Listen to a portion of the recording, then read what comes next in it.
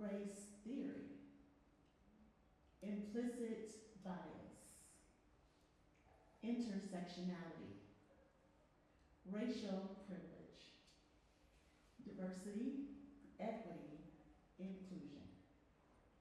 These are a few of the terms cited in Utah House Bill 261 titled Equal Opportunity Initiatives, a bill that was signed into law during Utah's 2024 General Legislative Session and went into effect on July 1st, 2024, that prohibits Utah's public colleges and universities from having diversity, equity, and inclusion offices, staffs, or programs, mandatory diversity training, the use of diversity statements in hiring and promotion, and colleges and universities from considering race, sex, ethnicity, or national origin in admissions or employment. Also, an institution or an employee of said institution may not use the words diversity, equity, and inclusion in any combination or take, express, assert, or assert a position or opinion on diversity, equity, and inclusion, or the words that I shared at the start of this introduction. Utah is one of 14 states in the nation to date that has dismantled diversity, equity, and inclusion efforts at its public colleges and universities. Despite national and local efforts that seek to devalue and obstruct access and opportunity for historically underrepresented and structurally marginalized populations, Westminster University, as one of Utah's only private independent institutions of higher learning, holds to its commitment to diversity, equity, and inclusion.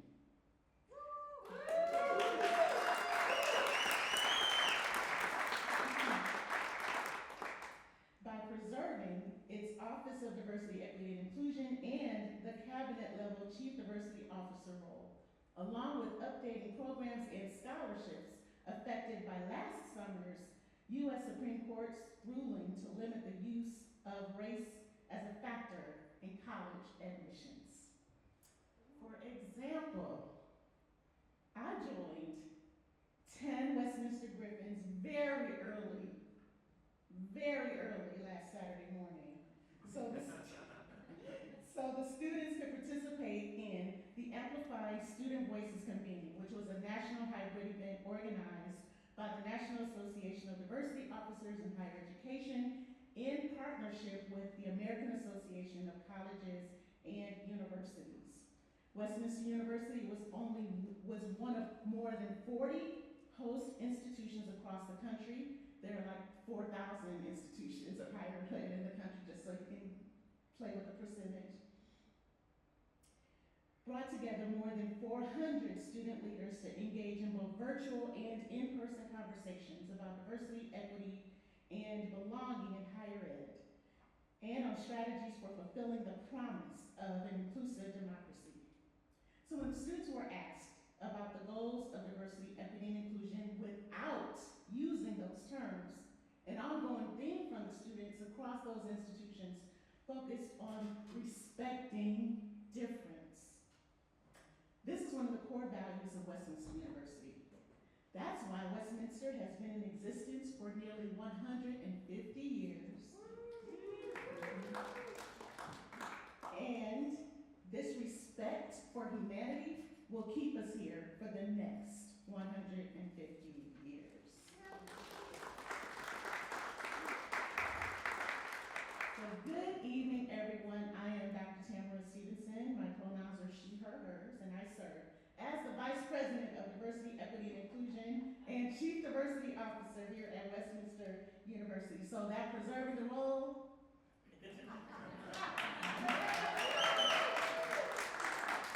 Next slide, please.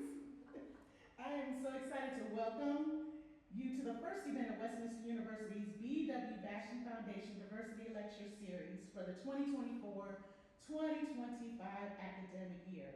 So in this backdrop of this local and national resistance to diversity, equity, inclusion, access, and representation, in higher education and society, the signature B.W. Bastian Foundation Diversity Lecture Series reflects Westminster's commitment to diversity, equity, and inclusion while addressing timely and relevant issues. In a few moments, we will hear from our illustrious panel, who will discuss the varying relationships of human beings in the natural environment. This theme underscores the importance of experiencing and enjoying the natural environment as a source of health and wellness. The outdoors should be a space where everyone feels a sense of belonging. And through this lecture series, we aim to foster critical conversations around equity in the environmental sphere, ensuring that the outdoors remains inclusive and accessible to all. Again, I am so glad to welcome each and every one of you, students, alumni, staff, faculty, campus leadership, and trustees, along with community partners and friends from near and far to tonight's event. Next slide. Westminster University recognizes the tribal communities of the Goshute, Dina Navajo, Paiute, Shoshone, and Ute peoples, their elders, both past and present, and their future generations. We acknowledge their stewardship of Utah's lands. Next slide. We acknowledge our signature sponsor, Westminster University's Diversity Lecture Series, the B.W. Bastian Foundation.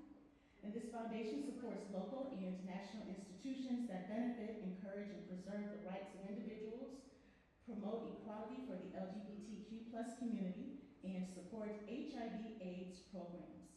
On behalf of Westminster University, I thank the B.W. Bastian Foundation for their long-time partnership with Westminster to make this Diversity Lecture Series possible. Also, I extend gratitude to the following organizations for their partner sponsorships of our Diversity Lecture Series, along with the Bastian Foundation. Zions Bank, and we have representatives from Zions Bank with us this evening. Hi, Stephanie. And B.W. Productions, who so graciously records our lectures and events. I'd also like to acknowledge members of Westminster's Board of Trustees, even if they're not in the room, they're here in spirit. Our Westminster President, Beth Dockin, just with here, thank you. Members of the President's Cabinet, we usually have long days, but they are here, so I want to thank you all for being here, give them a hand. Faculty, staff, students, alumni, community partners, and for those that I didn't call, we call you now. Call yourselves. No, thank you so much. Thank you for being here. And along with our sponsors, trustees and campus leadership who entrust us with this assignment, and with their encouragement and support to deliver this vision, I'd like to take the time to convey my gratitude to the campus partners for their team spirit to make this vision a reality. Alumni relations, our alumni president, are you president? Chair, I couldn't think of that word. Alumni chair is here, and our MARCOM, or Marketing, Communication, and Events team, who just make the magic happen. Now they just read my mind, so they just make it happen. So I just want to acknowledge and thank them as well. As you came in, hopefully you received a tear-off survey to share your feedback about tonight's event. So just tear off the corner that best represents your experience and leave the rest of the sheet to us. So don't leave us the corner, just leave us like the rest of the page. It's easier for us to count. And your feedback guides us in what's working well and how we can improve this experience for you. Next slide. So I would love to thank you in advance for your grace and patience as we remember the life of Mr. Bruce Bastian, the head of the B.W. Bastian Foundation and namesake of Westminster University's Diversity Lecture Series, which has been hosted at Westminster for the past 23 years.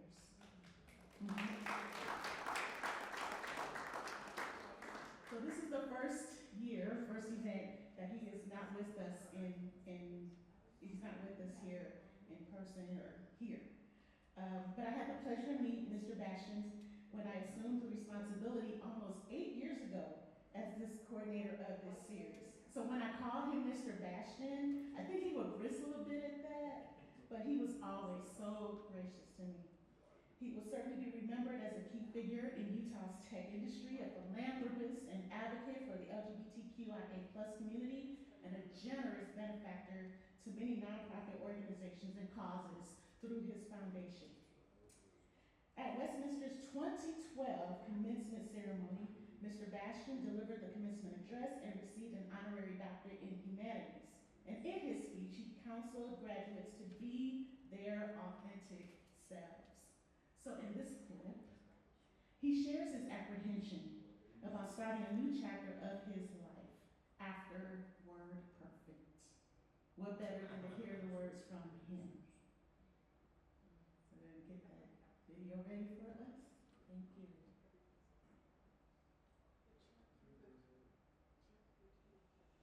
Well, we also knew that we had to make that decision. We had to move on. I had to move on. I had to move on to a life that I was totally unprepared for, and one that was foreign to me. Retirement. Oh no. I know it doesn't sound so bad, but I was in my mid-40s and I had expected the word perfect to just go on and on and on. I really didn't know what to do with my life. And I found myself wondering what was next. Instead of joining another company and starting something new, I found myself being drawn towards something totally different. Even though I had experienced great success and wealth, I was still seen and treated as second class or less than by many, simply because I had come out as a gay man. So I decided to try to change that. I really didn't know how. It was a very touchy and somewhat scary idea. You have to remember, this was before Will and Grace, which you probably saw in reruns. Nobody talked about gay rights in the mid-90s, especially not in Utah. As personally challenging as it was for me to become a gay activist, which many call me now, it changed my life and led me onto a path that has been the most rewarding part of my life. It was a change that I was not expecting and had not prepared myself for, but one that I can look back on now and know that it was a good decision and a good change. Believe it or not, I've had several people tell me what I should say to you today. I think the most interesting is that suggests that we all read the obituaries every day. I wondered why. Thought, well, maybe it's to get inspiration because of what all these people have accomplished during their life. And I thought, well, maybe it's to find out what job openings there might be today. After thinking about it, I believe that there is value is to remind ourselves that our time here is limited. I love what Steve Jobs said. To echo him, our time here is limited, and we should not live it. We should not waste the time we have living our lives according to what someone else dictates.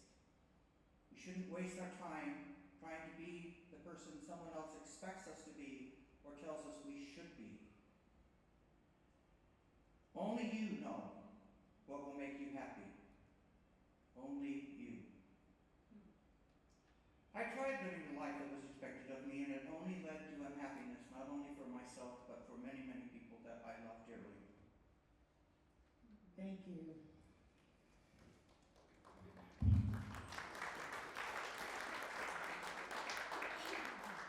So earthly time may be limited, but when one's legacy is built on happiness and fulfillment, it lasts a lifetime. We cherish Mr. Bastian's memory and our commitment to honor his vision of this series to encourage, benefit, and protect the rights of individuals, including LGBTQ+ communities. Thank you. Now to the panel. I will introduce the moderator and our mini keynotes, and then the moderator will introduce the panel. Kirsten Johanna Allen is co-executive director, publisher, and co-founder of Torrey House Press. She directs acquisitions, editing, production, and marketing for the press. And as co-founder, Kirsten has steered the press from its earliest inklings to published conservation through literature to become the powerful platform for books and ideas about the natural world and the West that it is today, in the West that it is today. Kirsten holds a BA from Westminster College and an MPH, Master in Public Health, from the University of Utah. She has 2 grown children and lives with a pair of cats and her spouse, Mark Bailey, in Salt Lake City in Torrey, Utah. Let's welcome our moderator. Our main keynote speaker, Dr. Maria Estrada, Vice President, Metropolitan Group, Diversity, Equity, Inclusion, and Belonging. Dr. Estrada has years of experience as a community leader and change maker, a strategic planner and implementer of JEDI, Justice, Equity, Diversity, Inclusion Initiatives, and an academic and trainer of trainers to advance equity work in education and the environment. Her focus has been in designing tools and processes to center equity and inclusion and achieve more equitable outcomes in the work. Dr. Estrada is a highly skilled and trusted facilitator, recognized for facilitating difficult dialogues across multiple differences and the complex power dynamics that emerge when our social identities enter into dynamic interaction. Dr. Estrada holds a Ph.D. in education from the University of Utah with an emphasis on political theater. In this work, she trained under Augustus Boal. What? That's impressive. Really? What?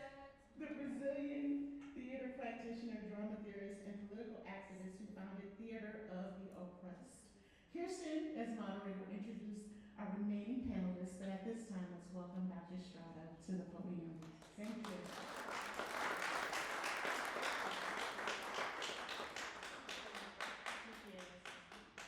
So you know the work of Boal? Yes, All that's right. We can talk later. Did you study with him directly? What's that? Directly? Yes. Wow. Yes, correctly. That is nice to find a fellow Boalian. Thank you so much for including me. I'm just going to share a little bit of the work that I do. And I'm going to start by inviting you to a little experience with me. So if you're comfortable, I'm going to ask you to close your eyes or soften your gaze, and we're going to do a visualization. So imagine that you've booked a tour of Timpanogos Cave National Monument. And you have arrived to the visitor center. You get out of your car, and you go to the desk to check in. The ranger at the desk greets you, asks you if you have enough water, if you're wearing the right shoes,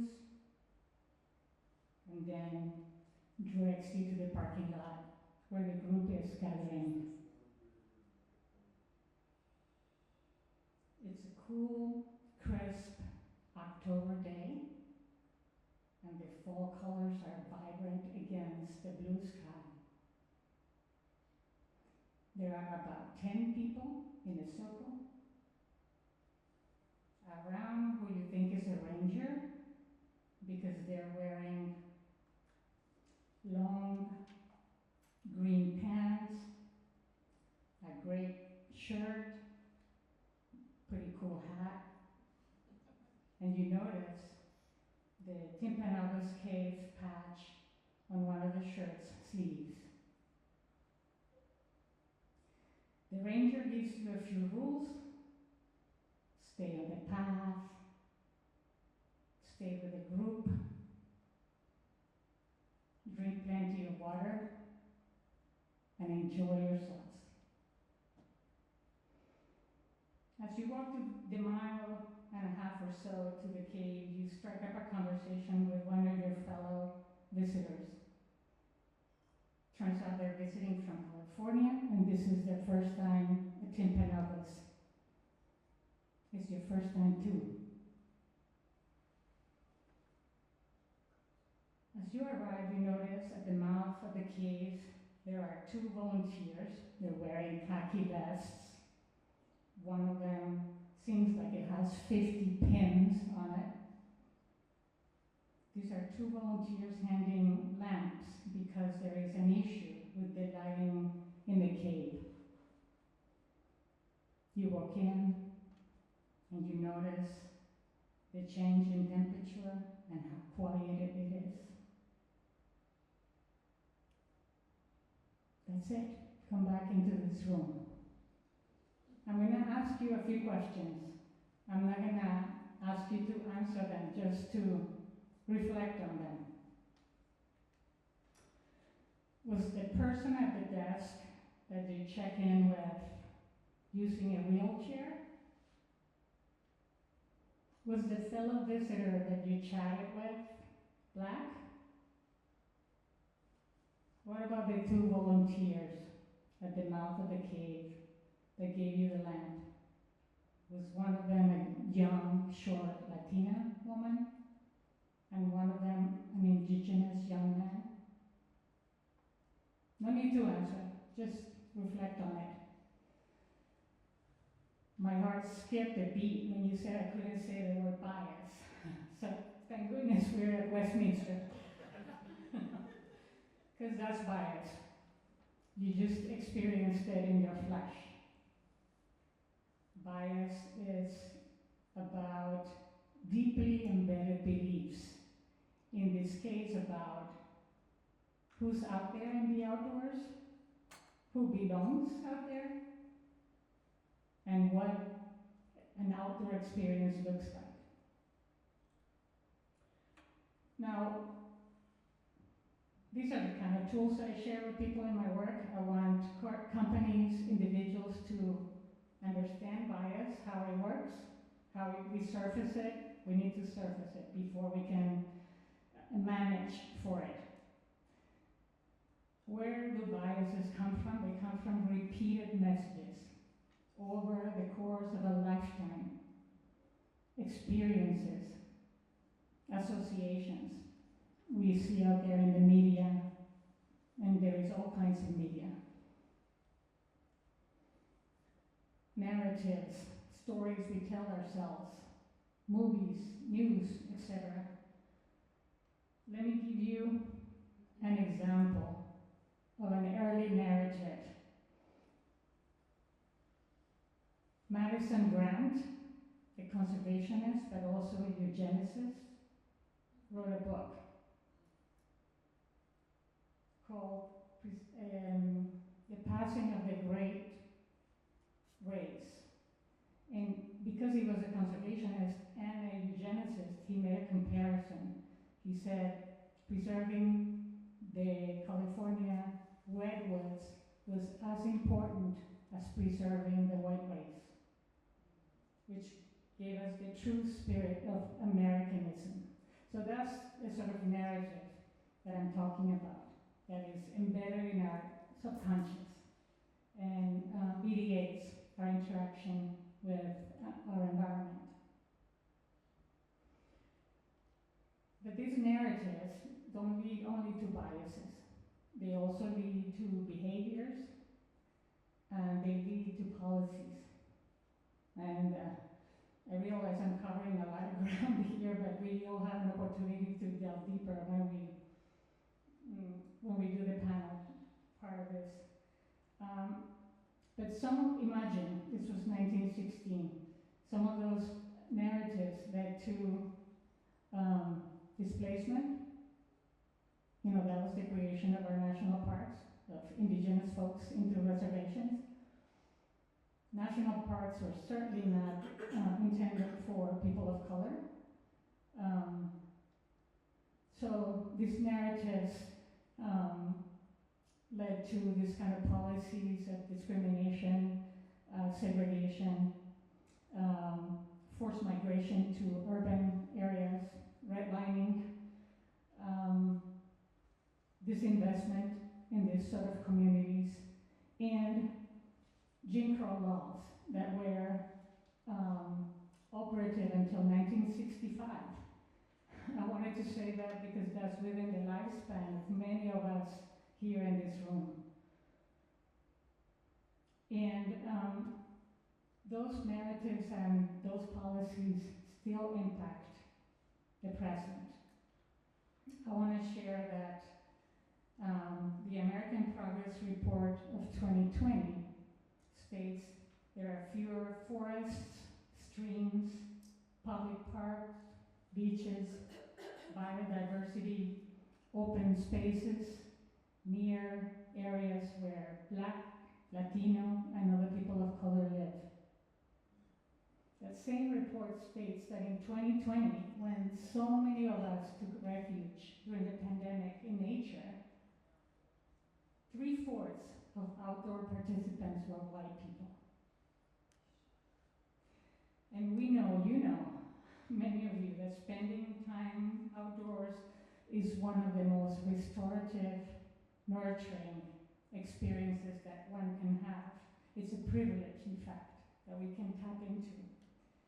It translates into better health, better connection to our community, to our natural heritage, better ideas on what needs to be conserved. The benefits are many. But there are still a lot of barriers for participation, for everybody to take advantage of the benefits of the outdoors. Beyond, and I'm still quoting this report, the lack of proximity that these communities experience.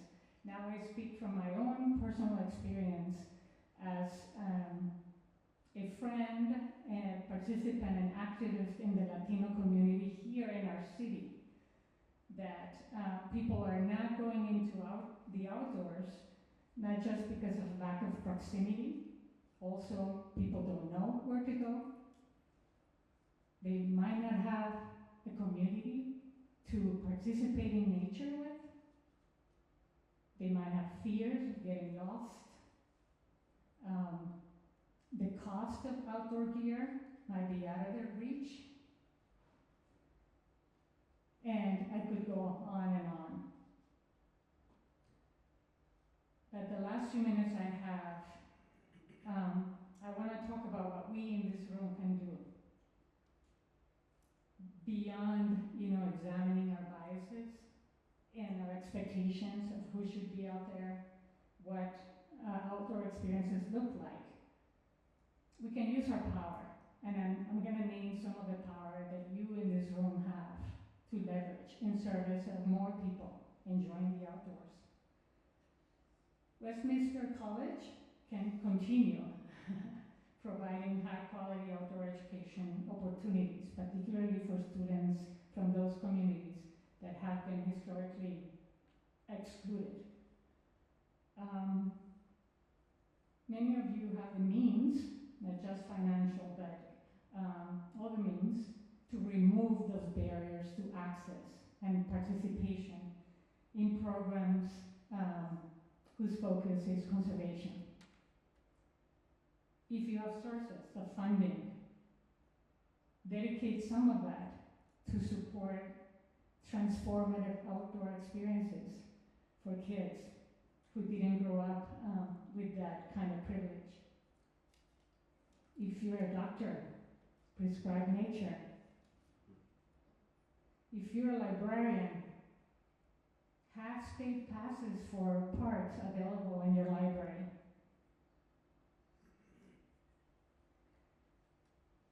So, my time is up, but I wanted to invite you to rethink your expectations of who should be out there and what an outdoor experience that is transformative can look like. Thank you very much.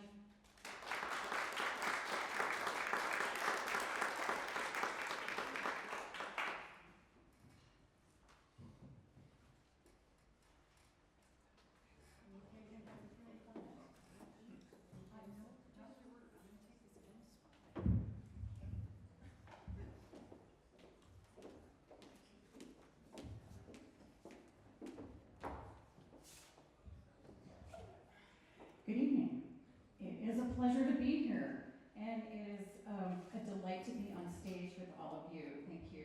Thank you so much, Dr. Estrada, for your comments and for your transformative words that really gave me some things to think about as I approach my own outdoor relationship and my relationship with other human beings around me.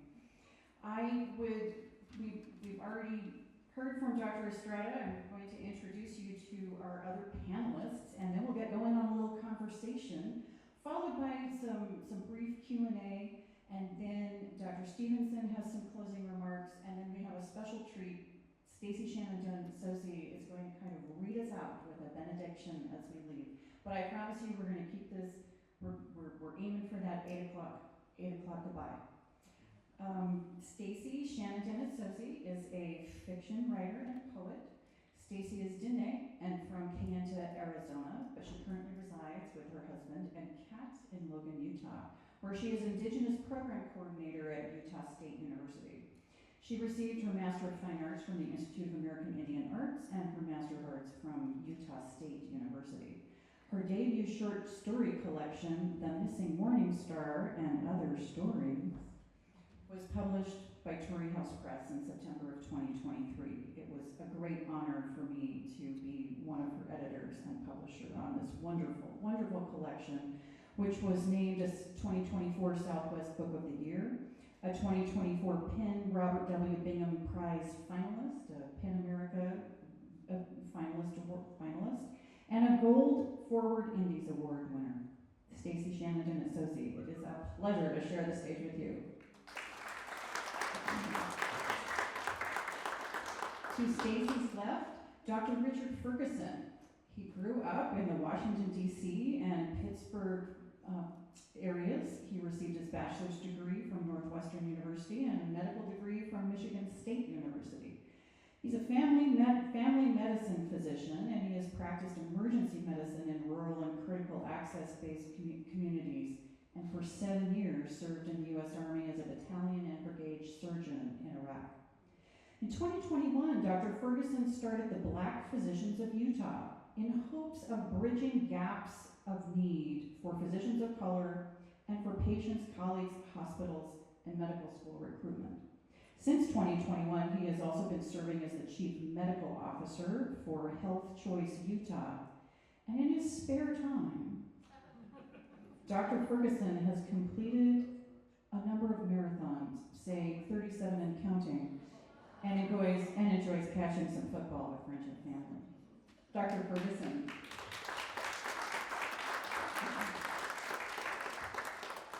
And Dr. Kellie E. Gerbers, who joined the Westminster faculty in 2017. Prior to that, she managed outdoor programs at the University of Georgia and Florida State University. Dr. Gerbers' research interests include student leadership development and outdoor education, as well as understanding how outdoor academic programs fit in the current landscape of higher education. In 2016, she received the Jim Rennie Leadership Award from the Association of Outdoor Recreation and Education for her contributions to students pursuing careers in outdoor fields. And she received her Ph.D. in higher education from Florida State University in 2017. Dr. Gerbers. Dr. Gerbers, I'd like to start with you. Your work and research has involved many types of outdoor settings and experiences. And I'd like to start with you because a mutual acquaintance and another Westminster alumna, a graduate student, Madison Hayes in the house, I think. There she is. She wrote her master's thesis about outdoor access through the lens of community cultural wealth. And Madison was gracious enough to share that thesis with me, and it really helped inform my thinking about this panel discussion. So Dr. Gerbers, as you work with students and communities in outdoor access and education, and for you personally, what is nature? It's a big question. 5 minutes ago. All right, can you all hear me? Yes. Wonderful. Thank you for having me here today. What is nature? That's a great question. And I think my initial initial response to that is I think about nature oftentimes in the context in which we are teaching and learning in my program, which is outdoor education and leadership. And one, nature is the most incredible classroom. Nature is a place where we are all both teachers and learners. Nature has, for sure, taught me my most humbling experiences. And so, regardless of what activity we are doing in nature, and I think this is one of the challenges of our perceptions of outdoor recreation, is we think that outdoor recreation has to fit into a box of this type of activity or this type of activity. But if we expand our lens to think of nature as a classroom, that opens up tons of other potential for us to live, learn, and teach a variety of different activities and experiences focusing on nature as a classroom. Love that. Love that.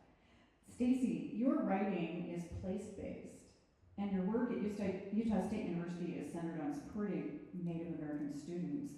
How do you think about this question? What is nature? Yeah, when I think about nature, and particularly like the earth, I think about it in relation-based.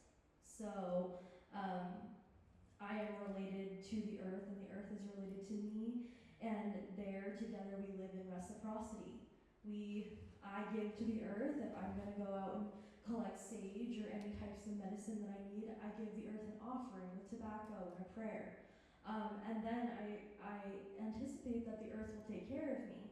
I think that a lot of times where us Westerners can get in trouble is that we think of the earth in such extractive terms. How many acres? How many trees are here? How many trees can we get for logging and all of these things? And we think of it as this finite thing when really we should be thinking about it more as a relative. How are we caring for our relative? And I think that as we can see with a lot of the natural disasters occurring right now, we're not really caring for our relative. And if you had a relative who was coming to you being like, give me money, I'm gonna cut off your arm, I'm gonna take your hair, all that stuff, you'd probably lash out too. So I think that that's how I relate to the earth when writing is, this is something that is meant to take care of me and me to take care of it. I'm a steward for it. I'm not an owner of it. I love that. A relative. A relationship of reciprocity. Oh, that's beautiful. Dr. Ferguson, as a family physician and founder of Black Physicians of Utah, how do you engage with your patients and fellow physicians about access to nature and the outdoors? And I wonder if you would offer that to us a little bit through the lens of not just what are the barriers, but also what are the assets for communities that you're working with your patients or your fellow physicians? How do you engage with your patients and fellow physicians about access to nature and the outdoors? Well, I'll try to probably break it up into about 3 parts to answer that question. So first, being from Washington, D.C., many of us African Americans in the U.S. are from urban centers that are not often very green spaces, easily accessible spaces. You also have to understand that I'm Gen X, and my family very much came through the civil rights era, and we have to also understand that I understand when I'm seeing patients of color, particularly that are Black or marginalized group, before I go into my physicians, that their parents likely came up in a generation where segregation wasn't just at the counter or at a diner. It occurred in our parks, our pools, our beaches, till 1965. Not that long ago. And so there are Black families that didn't feel safe leaving their neighborhoods. So you're talking suburban, urban neighborhoods. So I often, when I try to think about that first question about nature, I just see it as, can I be outside of my home openly and free without being judged, attacked? And so, but to take away any kind of semblance of violence from it, I then break it into the second part of what do I say to my fellow physicians? Well, I try to convey to them, give someone that is a relatable option to address their health. 50 minutes, moderate activity to elevate your heart rate over a 7-day period, preferably in 5 days. If you know, that's what I advise. And that will reduce our burden of heart disease. Mind you, #1 killer in the US, so I care very much about heart disease. And even though there's been significant advances, African Americans still, it's a leading cause of death over that of white Americans when everything is gated out over advances. So one thing I often say is, don't tell your patient, and I tell this to my trainees, don't tell them that they have to get an expensive gym membership or a trainer, or just give them a paper on an exercise routine. Actually look up to where they live and say, you see this park right here? If you just walk there with your child, or you go there after work before sunset, or make sure you go over to outside, walk around the rec center. You don't necessarily need a pass at the rec center, you know, but you can walk around the rec center, get a lot of the same benefit. So that's part of the barrier, because we understand that there's part of it is economic, part of it is access. Do you have to take a bus to get to a near park? So these are things that I try to convey to my trainees and my fellow docs that might be upper middle class from their prior generation, may not see that as practical or as in touch. And then lastly, I have many of us are transplants. Not only with that make up the Black population in Utah, we're transplants from other parts of the U.S., but also our fastest growing population are our refugee and immigrant population. And then over there, when we're trying to think about recreation and comparing it here at Access, it's very different. And so I have to go through that lens as well. And when talking to a Somali refugee, it's like, yeah, just go hiking. You're near Mill Creek. It's not as easy for them to comprehend, to say, oh yeah, I should do that if they weren't hiking where they came from 4 years ago. So I think it's how the Black and marginalized groups view nature. You know, I see this freedom and access just in your immediate surroundings, and then going further, and then more importantly, overcoming some generational trauma that may be there from our segregated past. Sure. It sounds like a lot of your prescription starts with conversation and includes a lot of context. That's really how you are trying to engage your patients and your fellow physicians, some of whom I'm sure need a little bit of nudging too, as we all do. That's terrific. Dr. Estrada, you've worked with many different settings, and with different communities in your diversity, equity, and inclusion work. How have you incorporated access to nature and the outdoors as a cultural asset in your practice as a DEI practitioner? So how have you incorporated access to nature as a cultural asset? Okay, I'm gonna go local here and honor an organization that I'm involved with in Salt Lake. I'm part of the board of trustees, recently the board director, and that's Tracie Aviary in the house. And Tracie Aviary, I came to the board because the CEO, Tim Brown, who's here, was thinking about how to make the aviary a space where everybody in this community, regardless of where they come from, feels like they belong, like that's their space, like they belong there, like they're seen, valued, respected. And so that was, given everything that we've talked about, a really beautiful space in the middle of the city, was a really attractive proposition for me to make sure that children and their families could come and learn, in part conservation ethic through the love of birds is part of our mission. And one of the things that we heard from one of our board members in our initial conversations, and Tim was very committed to diversifying the board, so this was a young Pacific Islander board member who told us that when she came to the aviary in a field trip with her elementary school, and she entered the aviary, it felt like the white man's land. That was a sort of a wake-up call for us. That this beautiful space in the city needed some rethinking.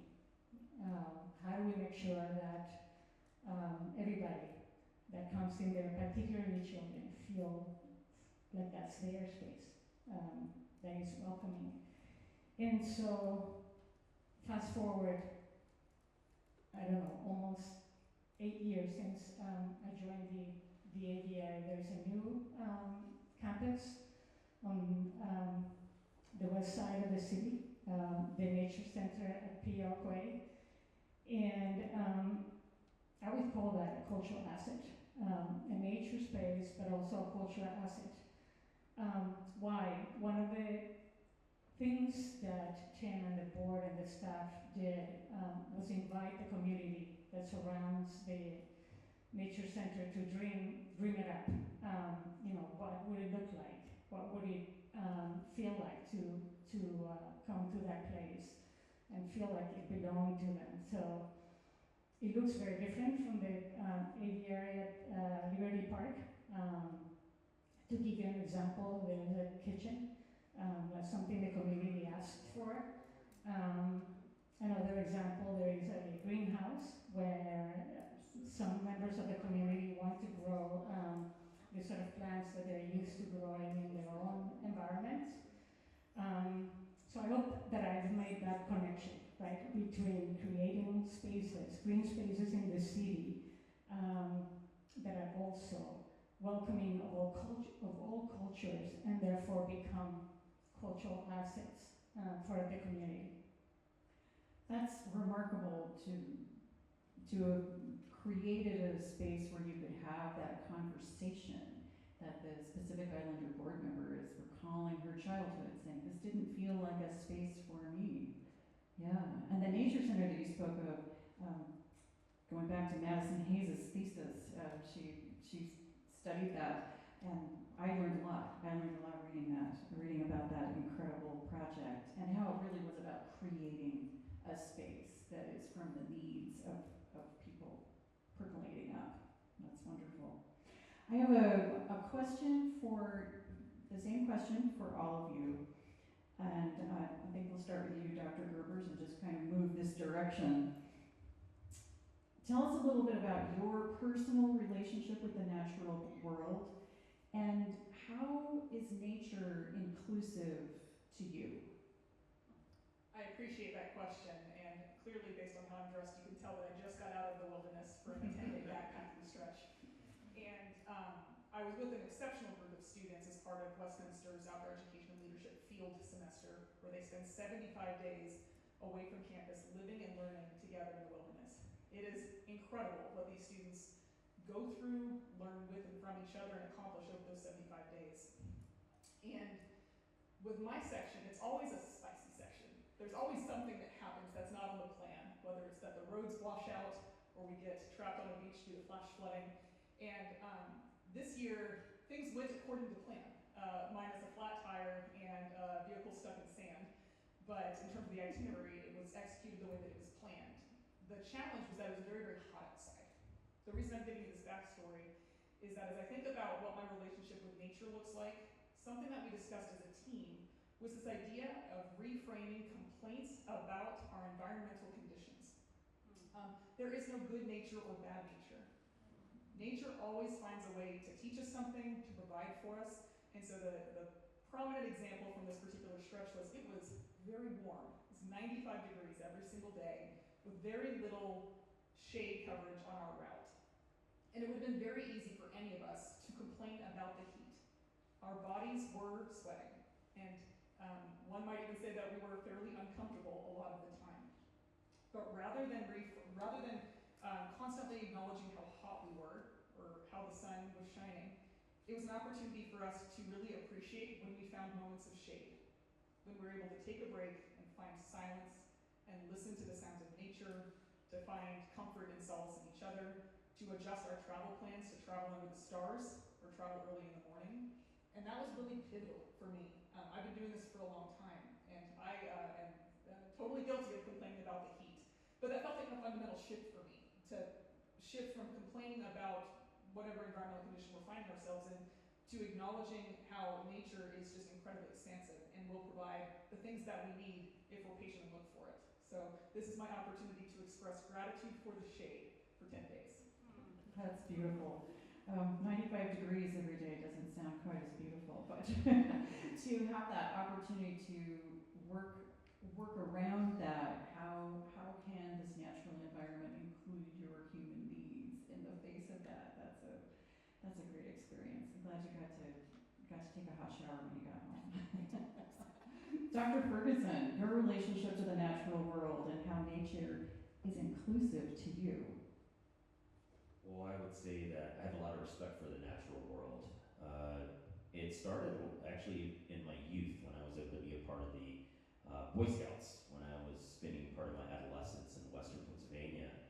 And I remember when after a whitewater rafting trip on the Youghiogheny River, I fell out of the raft and I was under the water for a little bit and then went under again and swallowed a little water. And I came back home, and after someone kind of pulled me out and we got over the next rapid, I said, "Mom, I saw my life flash before my eyes." And of course, my mom, as my wife will attest, her humor is sometimes a bit contrite. She'll like, "Well, that must not have taken very long because you're 14.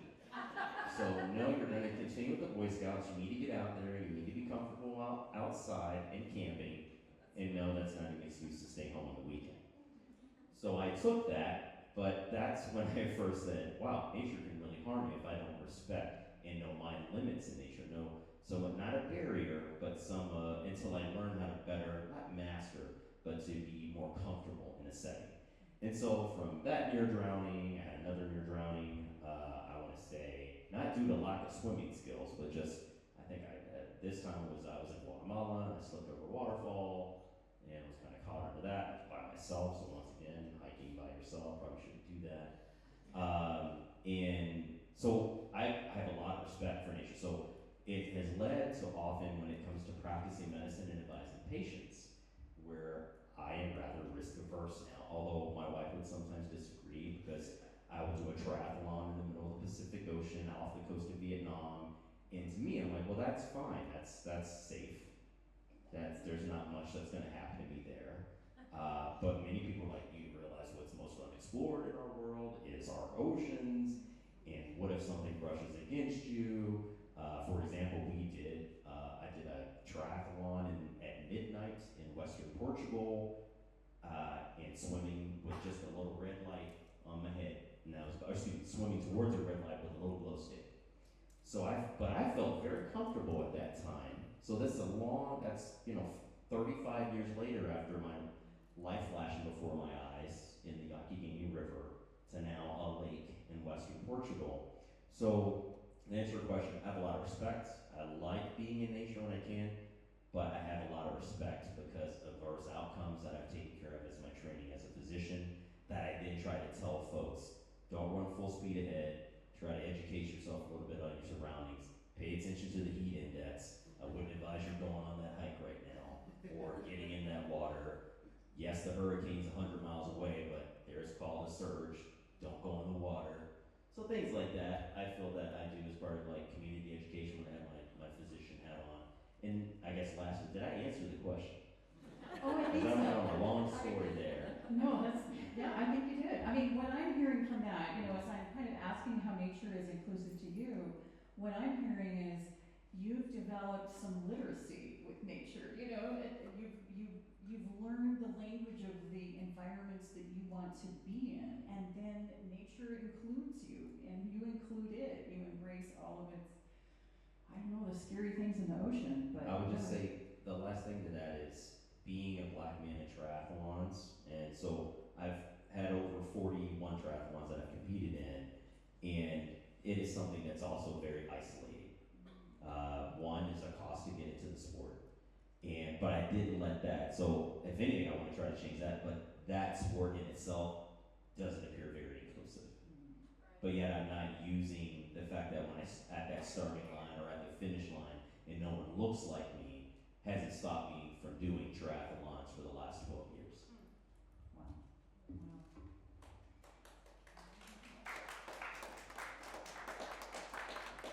inspirational.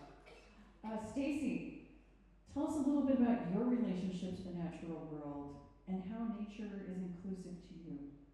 Yeah.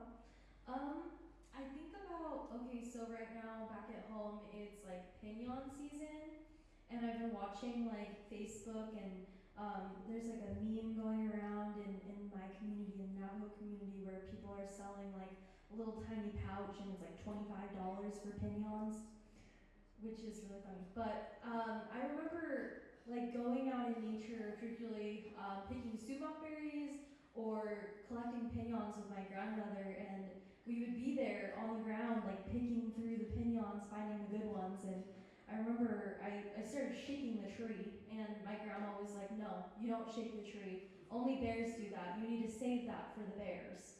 Like whatever seeds are on the ground, those are yours, and we can eat those. And I think that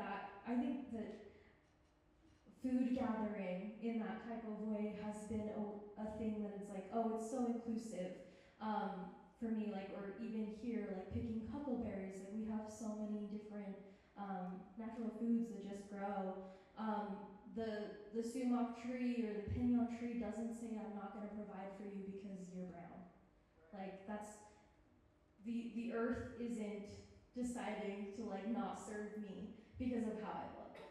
And I think that that's one way that I think that the earth is really inclusive and caring, and reminds me to not only consider like other human beings, but consider like animal creatures, which are also our relatives, and being thoughtful for them, especially in the moves that we make in the world. Because if we're striving to make things more inclusive for our fellow man, we should also consider the critters. Our fellow creatures, yeah, including all nature can include everyone if we approach it from that lens. And that's something that I certainly don't feel like I learned as a child. I gathered nuts with my grandmother in eastern Nevada, but we didn't do a lot of discussing about, the other animals who were also eating it. I was an adult before I really understood what an incredible food source pinyon nuts were for everybody.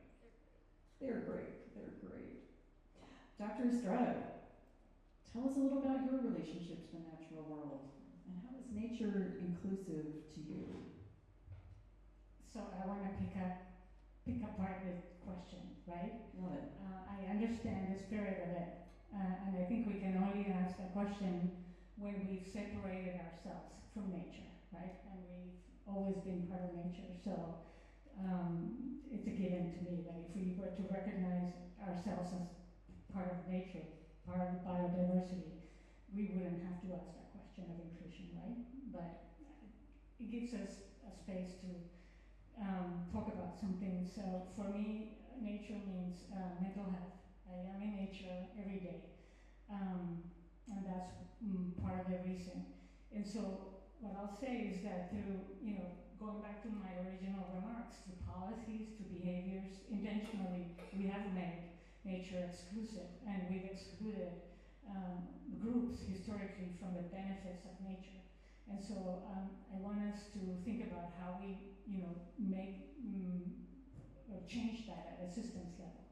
And I gave some examples of how each of us has the power to transform institutions. And something else that I forgot to mention is, and I don't know if I'll have time later, but ZAP, the organization, the entity that gives funding to a number of institutions, it's on the ballot in November, up for reauthorization for another 10 years. And so remember, that's funding that many organizations, including the Tracy Aviary, who open up spaces for folks in the community to enjoy nature, are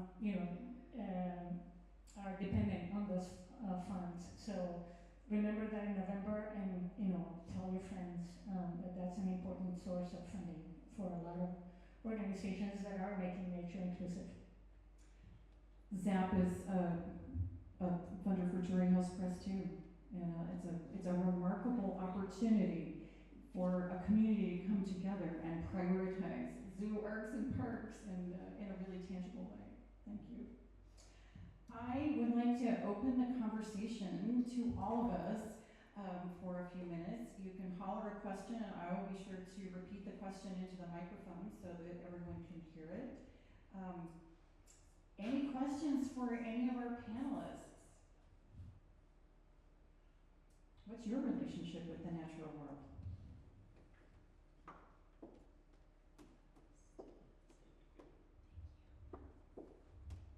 Don't be shy.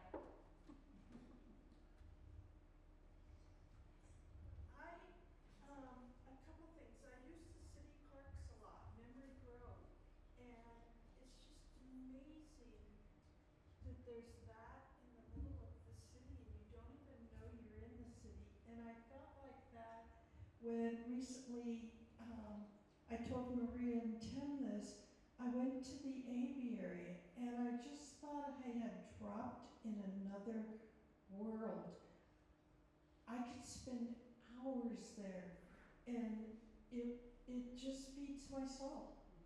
So thank you all. I've learned to look a little differently at nature from what you've said, so thank you. I like that your experience here is involving an urban park and a little bit more of a natural area. You know, and they're both so, I think they're both so important. As Dr. Ferguson said, you know, we're getting outside. That's a lot of it. That's terrific.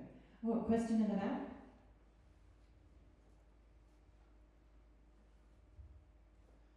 So I've been thinking about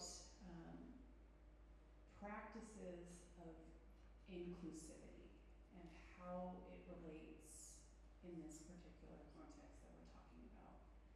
And when you're talking about practices of inclusivity in a relational human-to-human aspect, there are sometimes different processes and different steps that you go through to reconcile your lack of inclusion. There's healing that needs to happen, there's conversations, there's a lot of work that has to be done. Do any of you have any thoughts or tips or any insight that you can offer for somebody who has been barred for whatever reason from communing with nature in a way that would be beneficial? How do they go about that healing process of reconciling that relationship to begin that practice of including it as a regular aspect of their existence? Who wants to jump in? Well, I can take a little bit of a stab at that. I guess it depends on how someone may be barred. Are they physically or mentally barred? Or both? In my case, particularly physically, Gotcha. but I mean, I'm thinking, I was listening to your story thinking, my God, how traumatic, I would never get back in water again, right? So that certainly could be a case, but all of you have highlighted numerous ways in which people may have been barred. Maybe it's financially, maybe it's proximically. So I think that each of you want to take one of those and just, there's a myriad of ways, right? So if I wanted to think about how to, so one thing that I started with Black Physicists of Utah is something called BTR, Brothers That Run. And the reason I started it just a couple of months ago, or I would say like March, I was often running by myself alone, just like the triathlons. But I also know that when we start taking number one killer, heart disease, then you throw in race, then you throw in gender, it's even worse for Black men. So I'm like, I need to do something that really, there needs to be more Black men like me out on these roads or in these parks. So it grew from being inclusive of just running to hiking. And then I said, this is not just for Black men. This is for anybody that wants to join us, that realizes the benefits of exercise for one's mental health as well as for one's physical health. But I always make sure that all levels are welcome, because at first I started something that was rather exclusive. If you're not a runner, you can't be with this group. And so it's taken me some time to actually change that. But in regards to barriers, I often try to point out to my docs and some of my students, you do not have to drive all the way down to Timpanogos. You do not have to go to American Fork Canyon.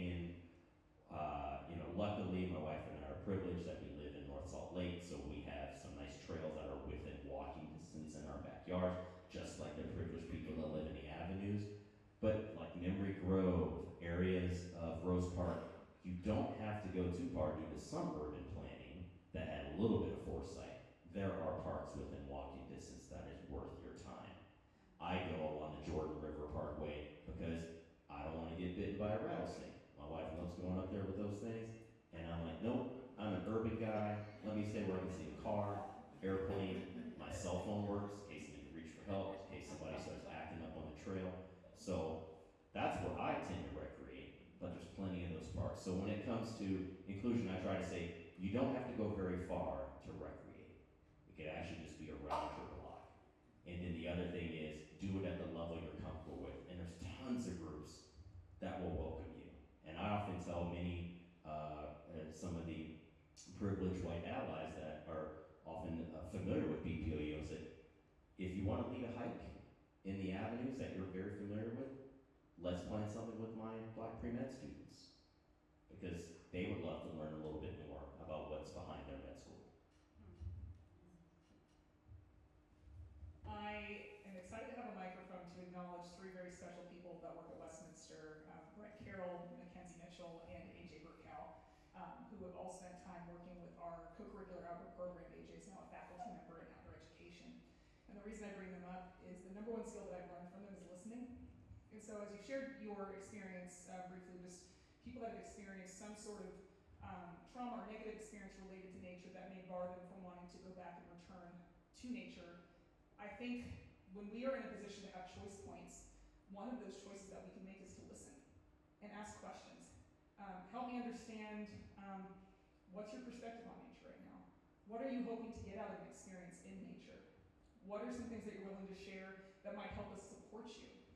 And so I think in my role, working with a lot of students who may be first-timers for a lot of the experiences that we have, it's trying to do some perspective taking.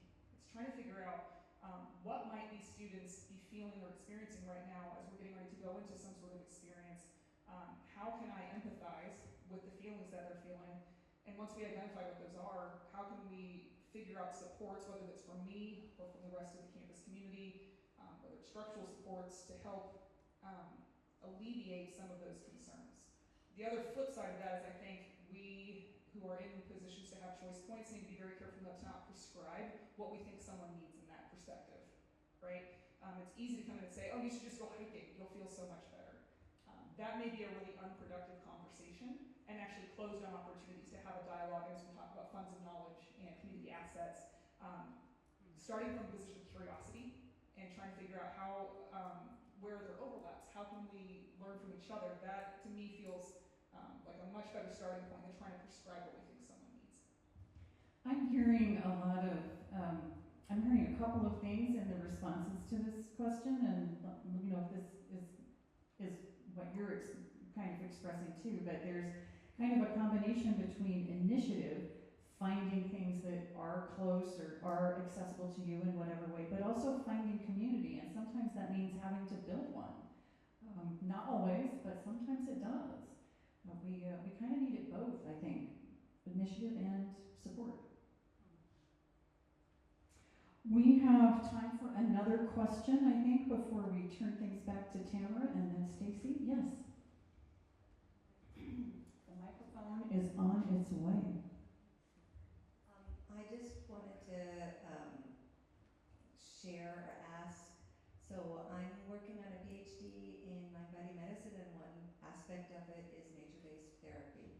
And also we watched a documentary of a group of Black teenage boys who were brought to nature.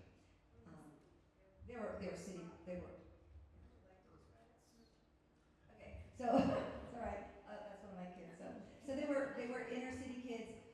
But one of the things that I would like you to speak to is how so in my class of nature-based therapy, there were a number of people of color, and what they said was, for many of them, the prestige of being able to sit inside to rest.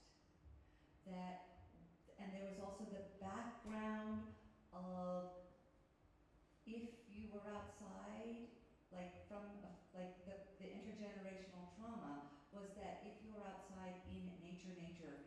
you were escaping from, and you were being hunted, you could be being hunted down.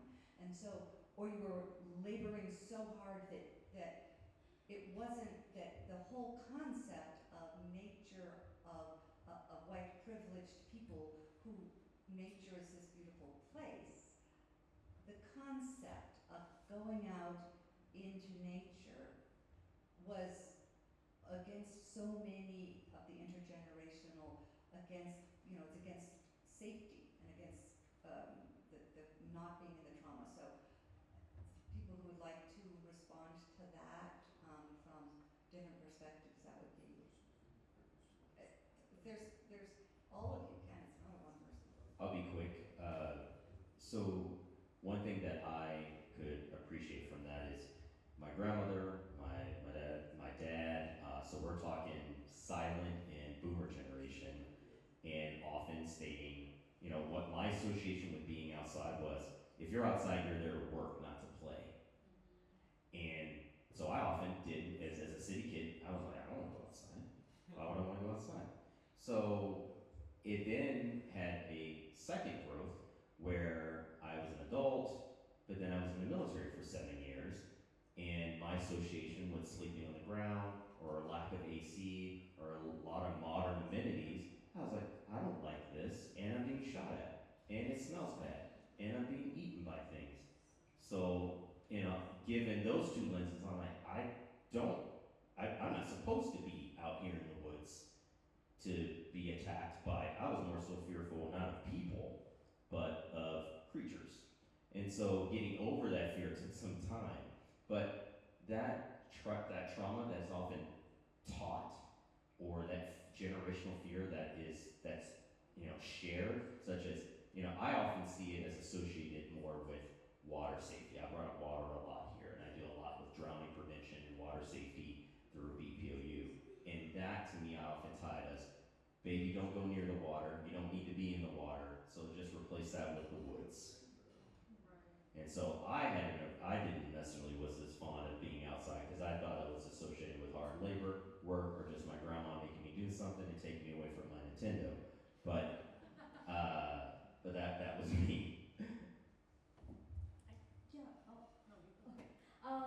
So like Kirsten mentioned, I work at Utah State University, and I work with Native American students, not exclusively, I can't say that anymore in the state of Utah, but I work with Native American students, and we have a very close relationship with our outdoor recreation program, because a lot of my students come from like the Four Corners area, and you know what? They're really used to living in the elements.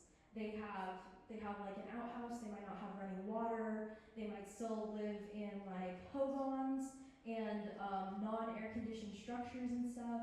But the crazy thing is, a lot of those students still don't know like how to manage their waste, appropriately, or like how to make their water potable, or other skills like that. And so that's where we fundraise our money annually at our powwow, so that our students can go on an outdoor recreation trip and go kayaking and learn these types of outdoor rec that require a level of knowledge. And I think that's the number one thing is exchange of knowledge, education, teaching students, because they're totally willing to learn, and also helping provide the materials so that they can be successful in the outdoors, so they know it can be a positive experience. I just quickly wanted to mention Outdoor Afro, an organization founded by a woman named Rumap, and she's a Black woman, and she grew up with nature and has a lot of very positive experiences in nature, where there was connection to family, to cultural practices. And there's a chapter in Utah, and I love the mission of the organization, as it is stated, is to take Black people safely into nature and to build leadership for the environment. And so I think there are folks, you know, of all backgrounds who have had really experienced the power of nature. And just going back to your question, we belong to nature, and we need to reclaim our spaces in nature. And so that's one organization who's doing that in a really positive and powerful way. That's beautiful. Yeah, Rue Map is a force. What a wonderful human she is. Glad to be sharing the planet with her. That, I think, is our time for questions right now. I'm going to turn the microphone back to Dr. Stevenson, and I think we'll all just stay put here, and then when you're finished, Stacie will read us out. Please give this panel an amazing round of applause.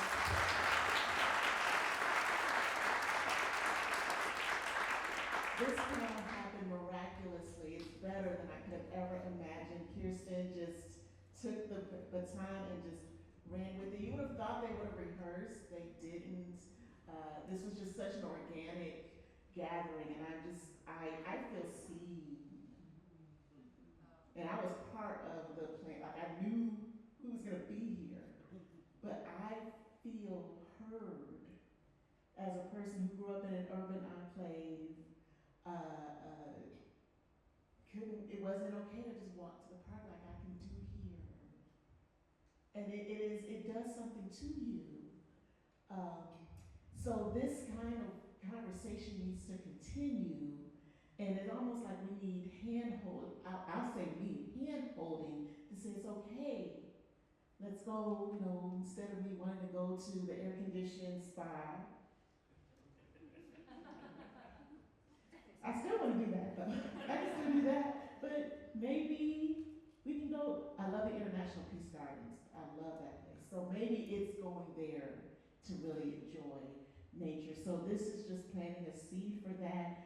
But again, to be seen and understood, and hopefully to enlighten why these perspectives exist, will help us all. And I love the way Stacie said it, that the earth is our relative. And if we would treat the earth better, maybe it'll respond better. And as we think about those who are in Florida and those other places right now, we're thinking well of them. And that they'll be okay, and all of the things that we need to do, we can do to support. There's so many nuggets of wisdom here, and there'll be so much more to unpack. I want to give 30 seconds to each of you to just share kind of a last or a lasting thing we can walk away with, whether it's something that your organizations are working on, or just to kind of cement in what we talked about today. So I'll start with Dr. Gerbers, and we'll work our way. Well, thanks again, y'all, for having us here tonight. This has been a true privilege. Largely based on my last 10 days, I think the thing that has been reinstilled in me is a sense of wonder and curiosity when we go outside. And if we can step outside and approach whatever environment we're in with a sense of wonder and ask questions, I think the things that we can learn are endless. I would say look out for kind of two things. One, if you have a Instagram or Facebook page, try to follow BPOU, Black Physicians of Utah. We're probably one of the most active nonprofits in the state. I think we pretty much have something going on almost every week that you're welcome to. One particular event that is about outdoor and normalization of people of color being fit and active outdoors is our Fitness Day. It'll be at Taylorsville Valley Regional Park, 9 a.m. It's a 5K, 10K, but there's stuff there for the kids. We have probably one of the best raffles you'll ever see at a 5 or a 10K. Some great prizes as well, a DJ, and other fun games, and nutrition classes. So this is our third year doing it, so hopefully people can come and attend. Once again, 9 a.m., Taylorsville Valley Regional Park. If you want to register for the race, bpou.org.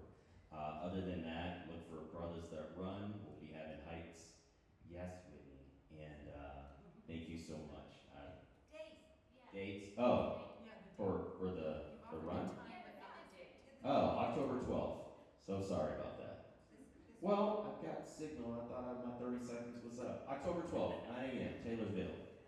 So, Black Physicians of Utah has me doing my second 5K this Saturday. I'm walking.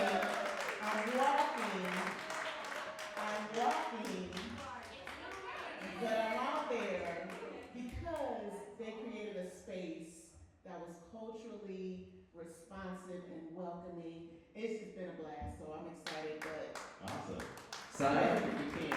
Oh, last thing, when it comes to water safety, because clearly that's something I'm passionate about. It'll be in the legislature session coming this year.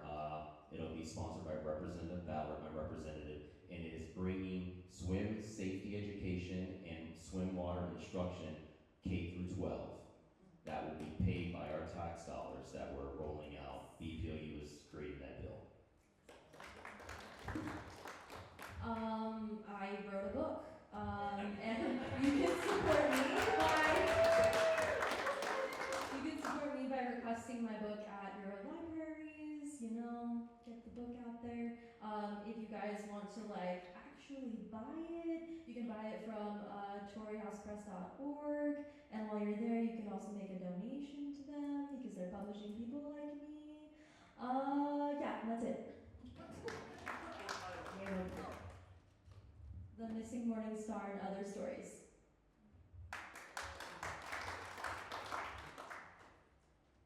I'm gonna, like Bev, plug in the aviary and go rediscover the aviary and visit our new campus, the Nature Center at P.L. Way, and my favorite place in the aviary in Liberty Park is Treasures of the Rainforest.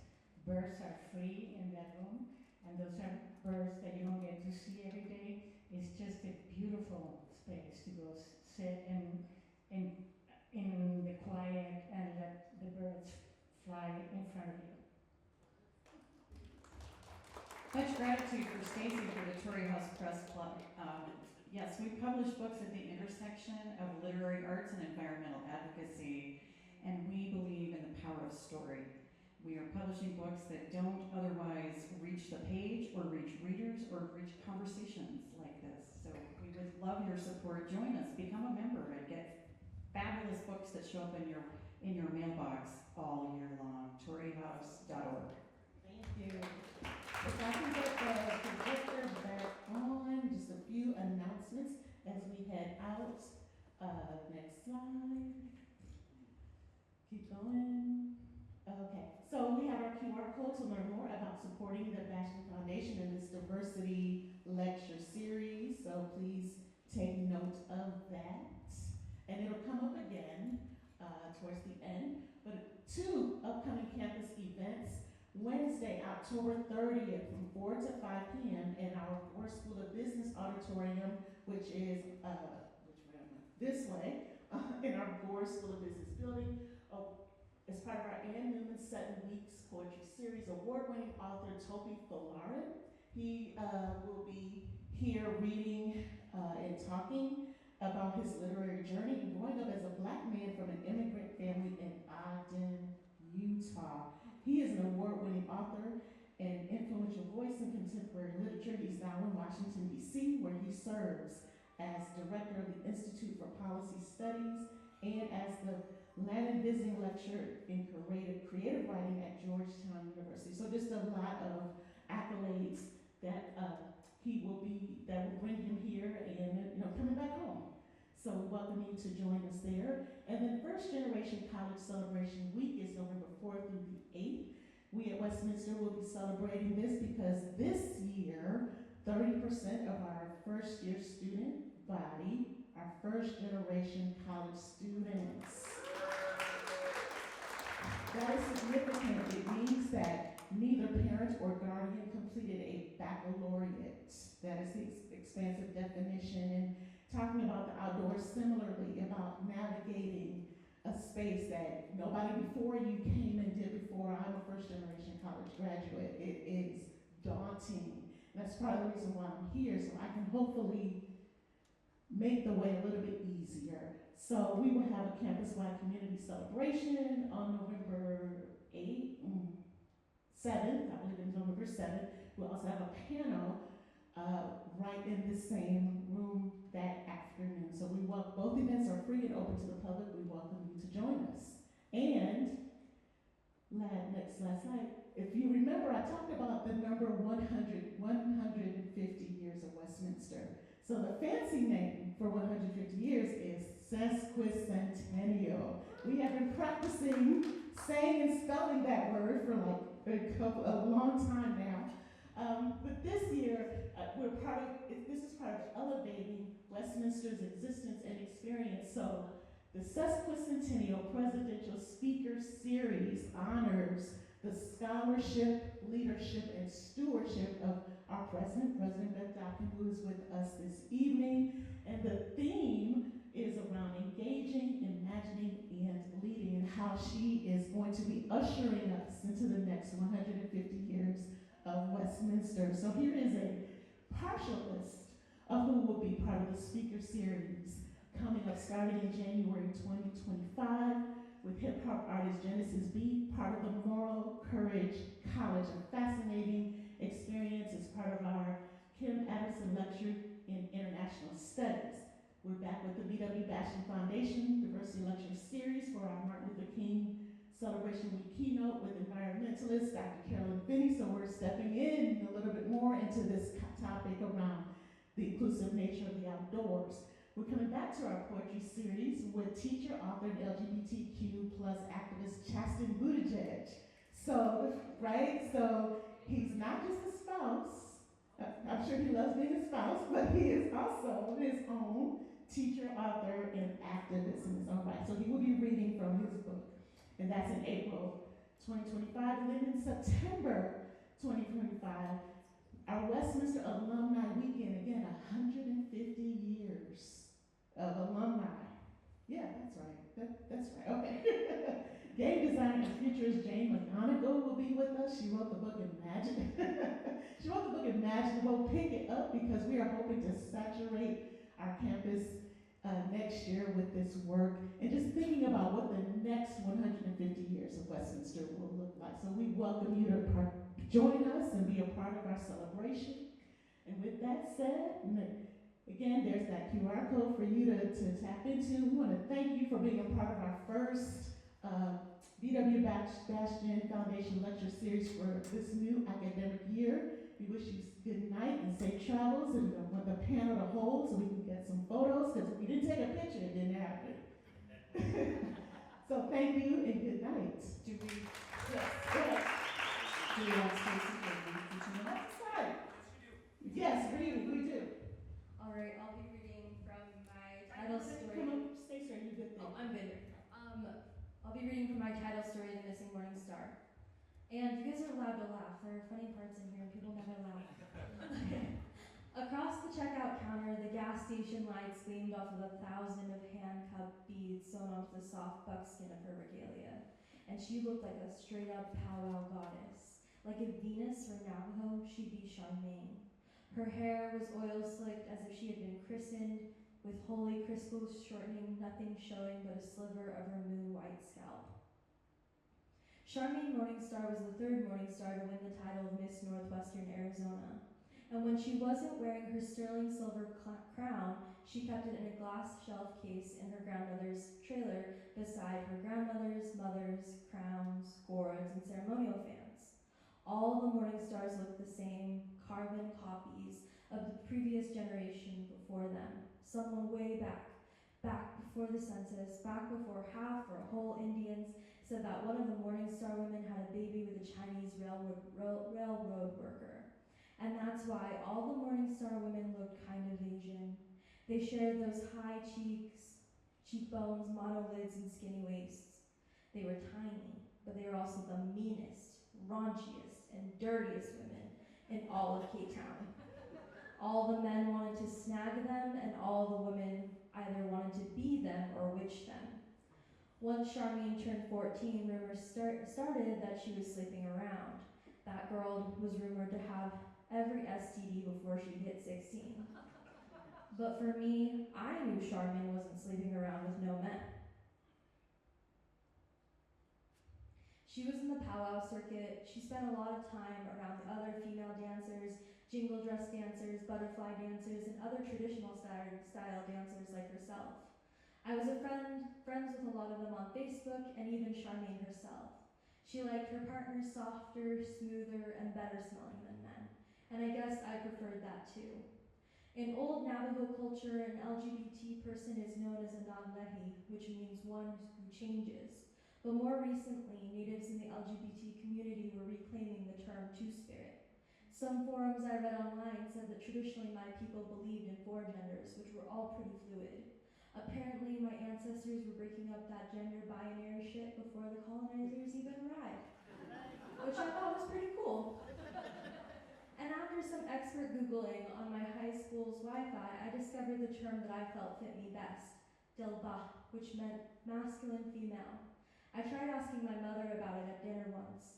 I wondered if she knew what dilba meant, and she said yes, but continued to dip her complimentary yeast roll in her black coffee. I remember the scent of coffee on my mother's breath washing over my face. I asked her if she knew any stories about the dilba. I'd found one on Google that I'd never heard, and I asked my mom, hoping that she would not acknowledge me. I wanted her to acknowledge me. No, I don't know no stories about them, she said, and that's when our food arrived. Despite the reclamation of 2 spirits on the Navajo reservation, we are still entrenched in Western gender roles. A girl I knew was removed from the Women of the Navajo calendar because she was outed to the publishers for transitioning. There's a resurgence of 2 spirits on the reservation, but the reservation is synonymous with isolation. We're isolated as hell. I like to keep an eye out for other 2 spirits. It's as if I can feel their auras. I can't describe it any other way than that. It's like looking out a foggy windshield at night, and all the cars passing by have those weak yellow old lights that look like lanterns, until suddenly there's one of those new cars with LED lights that are that white-blue color, and it blooms across your entire windshield until you're blind for miles. After passing that car, you just keep seeing that bright light pulsing in your field of vision. Thanks. Thank you.